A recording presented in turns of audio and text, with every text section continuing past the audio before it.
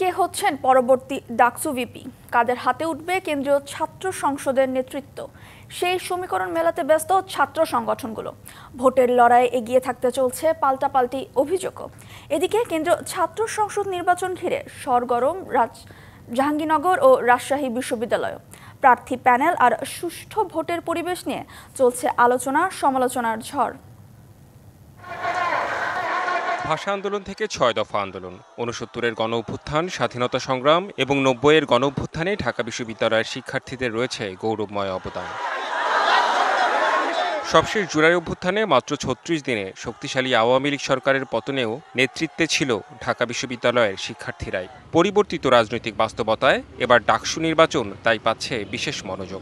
বিভিন্ন ছাত্র সংগঠনের যে প্রতিনিধি যারা আছে তারা যদি একটু দায়িত্বশীল হয় তাহলে আমার মনে হয় না কোনো সংঘাত হওয়ার কথা। এটা যেন হচ্ছে সারা দেশের নির্বাচনের যে একটা প্রতিরূপ রিফ্লেক্ট করতে পারে। একে একে অন্যান্য পাবলিক বিশ্ববিদ্যালয়েরও ছাত্র সংসদ নির্বাচনের তারিখ ঘোষণা হচ্ছে। এর মধ্যে রয়েছে জাহাঙ্গীরনগর ও রাজশাহী বিশ্ববিদ্যালয়ের মতো শীর্ষ ২ বিশ্ববিদ্যালয়। ৩৩ বছর পর ১১ই সেপ্টেম্বর হবে জাহাঙ্গীরনগর বিশ্ববিদ্যালয় কেন্দ্রীয় ছাত্র সংসদ ডাকসু নির্বাচন। ছাত্র সংগঠনগুলোর পাশাপাশি স্বতন্ত্র প্যানেলে ডাকসুর নেতৃত্বে আসার লড়াইয়ে আছে জুলাই আন্দোলনের প্ল্যাটফর্ম, গণ অভ্যুত্থান রক্ষা আন্দোলনও। ইতিমধ্যেই আমাদের প্যানেলের যেই প্রার্থী যারা হবেন তাদেরকে আমরা গুছিয়ে নিয়ে এসেছি। এককভাবে প্যানেল দেওয়ার প্রস্তুতি থাকলেও জোটের আলোচনা জারি রাখার কথা বলছে বাংলাদেশ গণতান্ত্রিক ছাত্র সংসদ ও ইসলামী ছাত্র শিবির। ওয়ালটন এখন দেশের সীমানা পেরিয়ে পৌঁছে গিয়েছে ৫০টিরও বেশি দেশে। ওয়ালটন, ঘরে ঘরে বিশ্বজুড়ে। সবসময় শিক্ষার্থীদেরকে চাওয়া পাওয়াকে গুরুত্ব দিয়ে বিশ্ববিদ্যালয়ে কাজ করেছে। এমন শিক্ষার্থীদের নিয়ে আমরা একটা প্যানেল করব। এমন একটি প্যানেল করা যেখানে আসলে শিক্ষার্থীরা তাদের আস্থার প্রতিদান পাবে।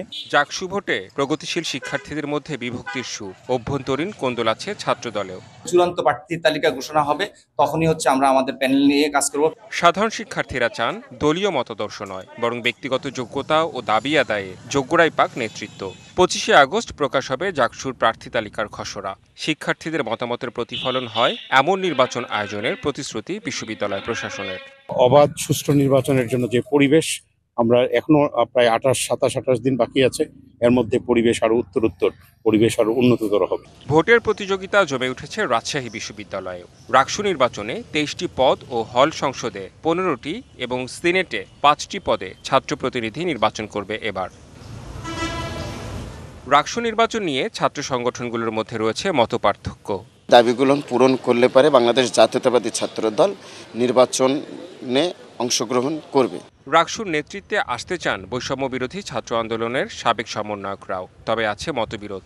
আমি চেষ্টা করেছি যারা আছে তাদের সাথে কথাবার্তা বলতে, এখনো আলোচনা চলমান আছে। সর্বোপরি আমরা ডাকসুটাকে চাই যে পলিটিক্যাল বায়াসনেস থেকে দূরে গিয়ে। বামপন্থী সংগঠনগুলো সংস্কৃতি কর্মী এবং আদিবাসী শিক্ষার্থীদের নিয়ে জোট করার চেষ্টা করছে। আবার দলীয় ব্যানারের বাইরেও অনেকে আসতে চায় নেতৃত্বে। যারা অন্যের মত প্রকাশের স্বাধীনতা চায়, অন্যের প্রতি সহনশীল, তাদের একত্রিত হওয়া উচিত। বিভিন্ন জায়গায় বসা হচ্ছে, কথা হচ্ছে, তো সেই জায়গা থেকে আমার সৌভাগ্য যে আমি এখন পর্যন্ত বিশ্ববিদ্যালয়ের শিক্ষার্থী এবং আমিও সুযোগ পাচ্ছি। বিশ্ববিদ্যালয় প্রশাসন জানিয়েছে নির্বাচনে প্রাধান্য পাবে প্রার্থী ও শিক্ষার্থীর মতামত।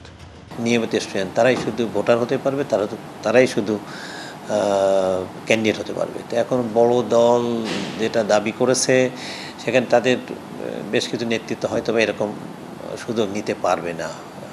আমার ধারণা সেরকম কিছু বিষয় তাদের মধ্যে রয়েছে বলেই তারা এই দাবিটা করেছে। নির্বাচন পেছানো, একই সঙ্গে এমফিল, পিএইচডি বা দ্বিতীয় মাস্টার্স করার সুযোগ। এরই মধ্যে আংশিক প্যানেল ঘোষণা করেছে ইসলামী ছাত্র আন্দোলন, আর ডাকসু ফর চেঞ্জ নামে প্যানেল করার চেষ্টায় ছাত্র অধিকার পরিষদ। Redwan Ahmed, DBC news.